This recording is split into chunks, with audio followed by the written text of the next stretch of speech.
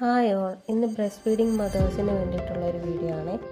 ഇതിൽ ഏറ്റവും ഇമ്പോർട്ടൻ്റ് ആയിട്ടുള്ള കാര്യമാണ് എത്ര സമയം ഇടവിട്ട് എത്ര നേരം കുഞ്ഞിന് ബ്രസ്റ്റ് ഫീഡ് ചെയ്യണം എന്നുള്ളത്.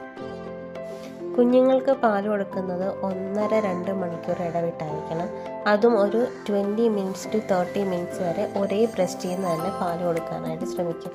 കാരണം ഒരേ ബ്രസ്റ്റിൽ നിന്ന് വരുന്ന പാല് 2 തരമാണ്, ഫോർ മിൽക്കും ഹൈൻ മിൽക്കും.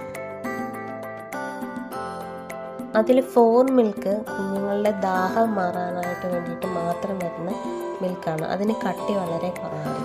അതിനുശേഷം പാല് കുടിച്ച് അവസാനത്തോടെ വരുന്ന പാലാണ് ഹൈൻ മിൽക്ക്. അതാണ് കുഞ്ഞുങ്ങളുടെ ഗ്രോത്തിനും ഡെവലപ്മെൻറ്റിനും എല്ലാം വേണ്ടിയിട്ട് വരുന്ന ഫാറ്റി ആയിട്ടുള്ള മിൽക്ക്.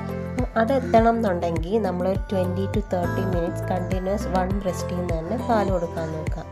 പിന്നെ ഇരിക്കുന്ന പൊസിഷൻ കറക്റ്റ് ആണോ എന്ന് നോക്കുക.